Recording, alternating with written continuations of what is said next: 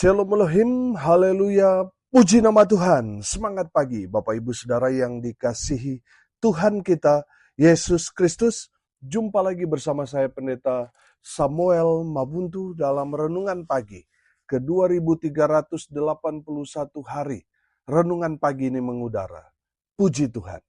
Bapak Ibu Saudara yang dikasihi Tuhan, sebelum kita membaca, mendengarkan, dan merenungkan firman Tuhan hari ini, mari kita berdoa, minta pimpinan Roh Kudus. Kita berdoa, Bapa di surga, berbicaralah kepada kami semua. Pakai firman Tuhan ini untuk menegur kami, menasehati kami, meneguhkan iman percaya kami, dan memberkati kami semua. Di dalam nama Tuhan Yesus yang adalah firman Allah yang hidup, kami berdoa. Amin. Haleluya. Bapak Ibu Saudara yang dikasihi Tuhan, bersama dengan saya kita akan belajar Alkitab dari kitab Kejadian sampai kitab Wahyu. Mari buka Alkitab kita. Lukas pasal 2 ayat 21 sampai ayat 24. Demikian firman Tuhan. Dan ketika genap 8 hari dan ia harus disunatkan, ia diberi nama Yesus, yaitu nama yang disebut oleh malaikat sebelum ia dikandung ibunya. Dan ketika genap waktu pentahiran, menurut hukum Taurat Musa, mereka membawa dia ke Yerusalem untuk menyerahkannya kepada Tuhan. Seperti ada tertulis dalam hukum Tuhan, semua anak laki-laki sulung harus dikuduskan bagi Allah. Dan untuk mempersembahkan korban menurut apa yang difirmankan dalam hukum Tuhan, yaitu sepasang burung tekukur atau 2 ekor anak burung merpati. Amin. Haleluya. Bapak Ibu Saudara yang dikasihi Tuhan, dari kebenaran firman Tuhan ini, kita dapat melihat bahwa Yusuf dan Maria adalah 2 sosok yang hidup takut akan Tuhan. Amin. Saudara yang dikasihi Tuhan, mari kita belajar dari firman Tuhan ini. Yang pertama, bahwa Yusuf dan Maria tunduk pada hukum Musa. Yesus disunat. Di ayat 21 berkata, dan ketika genap 8 hari dan ia harus disunatkan. Bapak Ibu Saudara yang dikasihi Tuhan, ini adalah hukum Musa. Dalam Imamat 12 ayat 3 berkata begini, dan pada hari yang ke-8 haruslah dikerat daging kulit katan anak itu. Saudara yang dikasihi Tuhan, kita dapat melihat di sini bahwa Yusuf dan Maria itu sangat tunduk pada hukum Musa. Saudara yang dikasihi Tuhan, kita tahu bahwa sunat ini menjadi tanda juga perjanjian Abraham dengan Tuhan. Makanya Abraham menyunat semua laki-laki yang ada di dalam rumahnya. Pertanyaannya sekarang, kenapa orang Kristen sekarang ini dalam perjanjian baru, dalam zaman kasih karunia ini, kenapa tidak disunat? Ini tentu menjadi pertanyaan yang menarik, yang perlu kita diskusikan. Saudara yang dikasihi Tuhan, kenapa orang Kristen tidak disunat?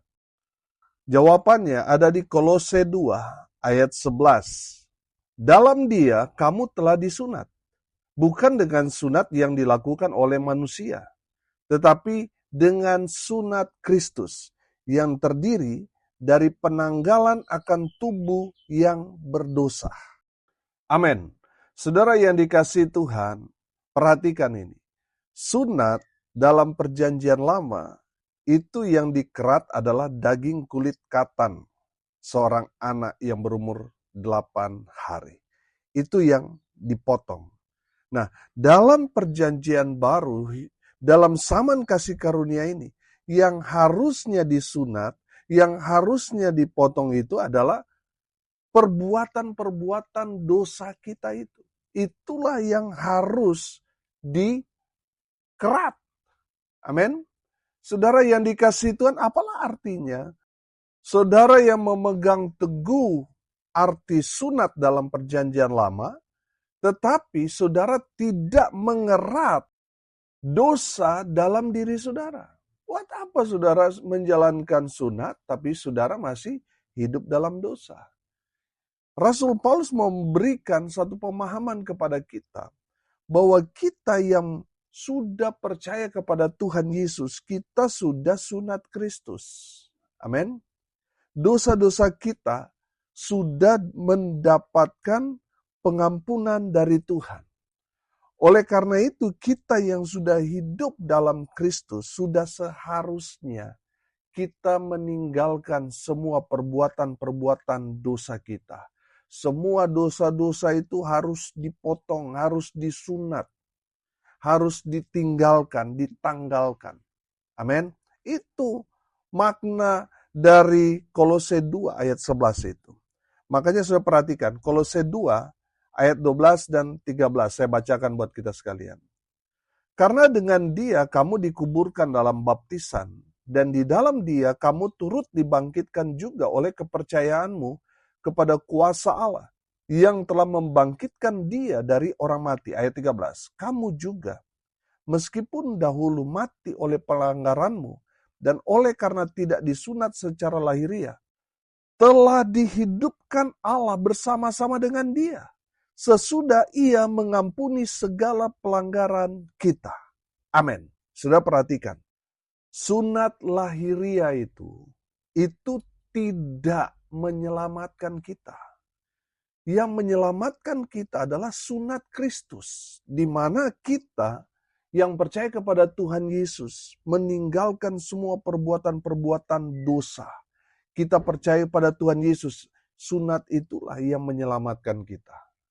Sunat Kristus, bukan sunat lahiriah yang dilakukan oleh orang-orang dalam perjanjian lama dan dianut oleh saudara-saudara kita dari seberang. Saudara, yang terpenting adalah sunat Kristus. Kita menanggalkan semua perbuatan-perbuatan dosa kita, itulah yang menyelamatkan, bukan sunat lahiriah. Saudara yang dikasihi Tuhan, yang kedua, anak yang dilahirkan Maria diberi nama Yesus. Amin.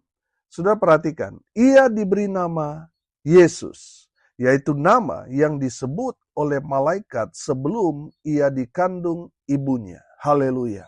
Saudara yang dikasihi Tuhan, William Shakespeare mengatakan, apalah arti sebuah nama? Oh, nama itu sangat penting, saudara. Nama itu sangat-sangat berpengaruh. Coba seandainya kita tidak punya nama, saudara. Apa yang terjadi dengan kita? Orang cuma panggil, woi. Karena tidak punya nama. Saudara yang dikasihi Tuhan, nama itu sangat penting. Amin. Saudara, kita belajar dari nama Yesus itu bukan nama sembarangan. Nama Yesus itu artinya Yahweh atau Tuhan, huruf besar semua, adalah keselamatanku. Amin. Saudara yang dikasihi Tuhan, bicara tentang nama Yesus itu mengandung nama yang penuh dengan kuasa.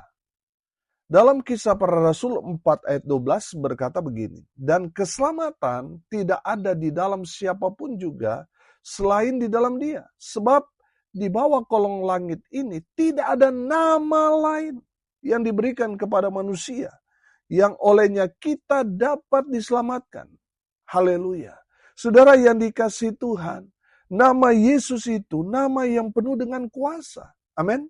Coba saudara usir setan dalam nama Samuel. Lari nggak kira-kira setan itu? Tidak, saudara. Tapi saudara usir di dalam nama Yesus. Oh, setan itu akan lari terbirit-birit, betul? Kenapa? Karena nama Yesus itu nama yang penuh dengan kuasa. Amin.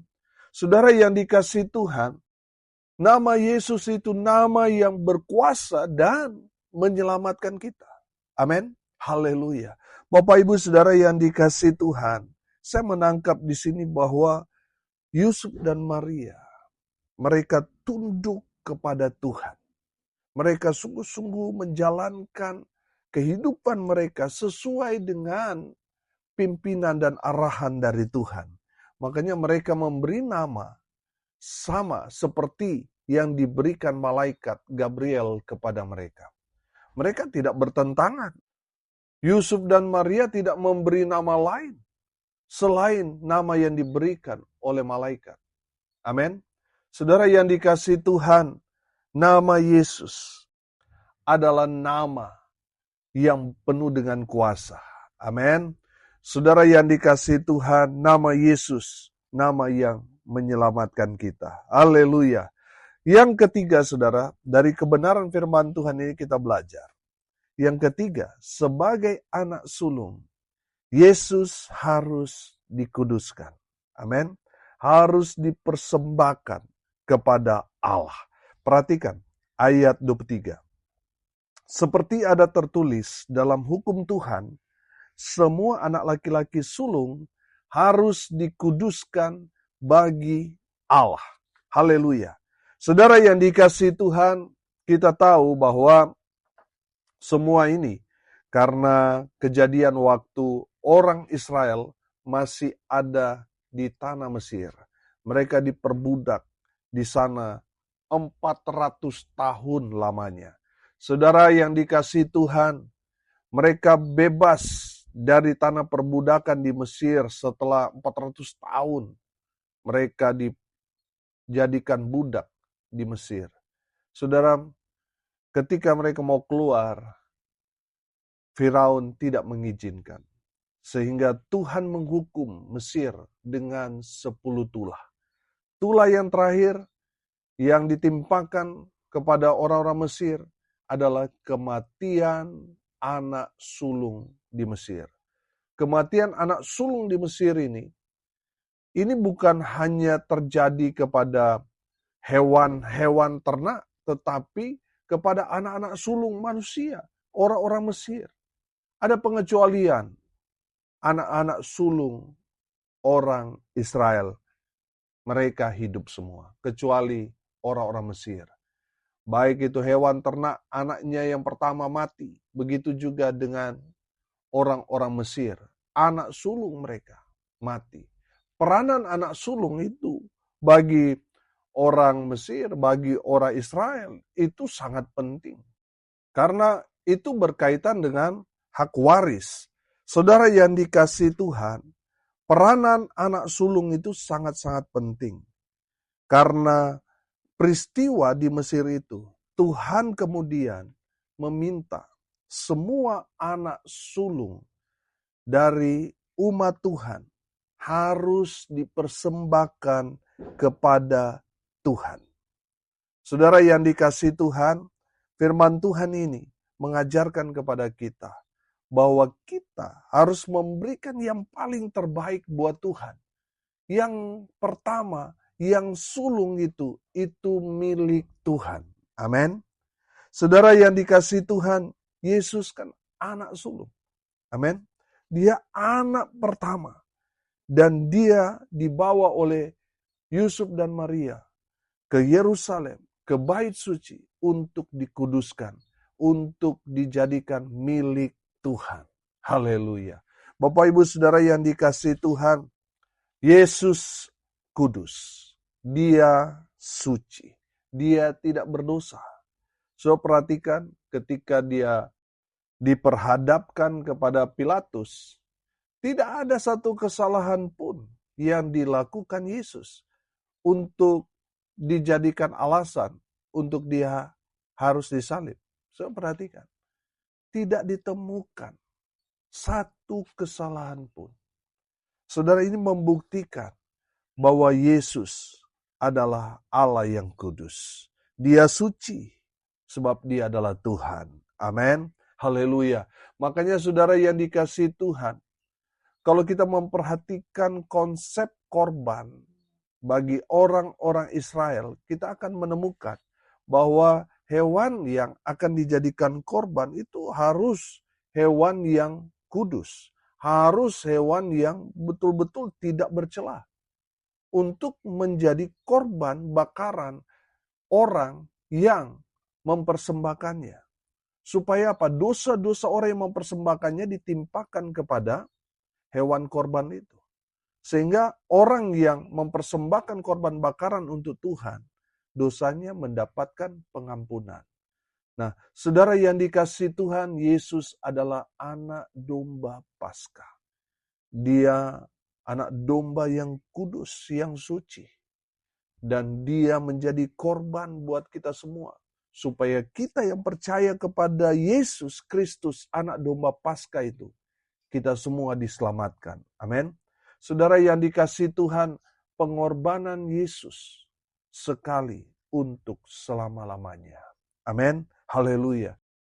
Bapak Ibu Saudara yang dikasihi Tuhan, hari ini kita belajar dari kebenaran firman Tuhan ini. Yang pertama, bahwa Yusuf dan Maria, mereka tunduk pada hukum Musa. Yang kedua, anak yang dilahirkan Maria diberi nama Yesus, atau artinya Tuhan adalah keselamatan.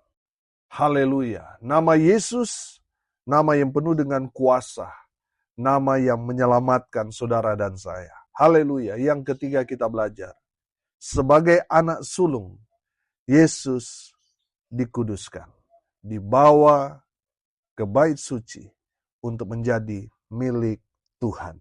Dan saya mau katakan bahwa dia adalah Tuhan Allah yang kudus. Amin. Mari kita berdoa. Terima kasih Bapa di surga atas kebenaran firman yang sangat memberkati kami. Ajar kami ya Tuhan, supaya kami semakin kuat di dalam Tuhan, semakin bertumbuh dan menghasilkan buah bagi Tuhan. Berkati semua pendengar dimanapun mereka berada. Tuhan memberkati hidup mereka, rumah tangga mereka diberkati, usaha, pekerjaan, pelayanan mereka dibuat beruntung, berhasil dalam segala hal. Mereka yang sakit, Tuhan sembuhkan. Mereka yang lemah, Tuhan kuatkan. Hibur mereka yang berduka cita. Hamba berdoa di dalam nama Tuhan Yesus. Berkati mereka yang hari ini berulang tahun. Berikan umur panjang, kesehatan, kekuatan dari Tuhan menyertai hidup mereka selalu. Hamba berdoa di dalam nama Tuhan Yesus. Biarlah berkat Tuhan dari surga turun memenuhi semua pendengar. Bapak Ibu Saudara yang dikasihi Tuhan, arahkanlah hatimu kepada Tuhan dan terimalah berkat dari Tuhan Yesus. Tuhan memberkati engkau dan melindungi engkau. Tuhan menyinari engkau dengan wajah-Nya dan memberi engkau kasih karunia. Tuhan menghadapkan wajah-Nya kepadamu dan memberi engkau damai sejahtera. Di dalam nama Tuhan Yesus, sumber segala berkat. Bapak Ibu Saudara yang percaya, diberkati Tuhan, katakan amin. Puji Tuhan. Bapak Ibu Saudara yang dikasihi Tuhan, kalau saudara merasa diberkati melalui renungan pagi ini, bagikan juga kepada saudara-saudara yang lain supaya mereka juga diberkati. Karena untuk itulah kita dipanggil, untuk jadi berkat. Salam kasih dari Bali. Saya Pendeta Samuel Mawuntu. Sampai jumpa besok pagi. Tuhan Yesus memberkati kita semua. Haleluya.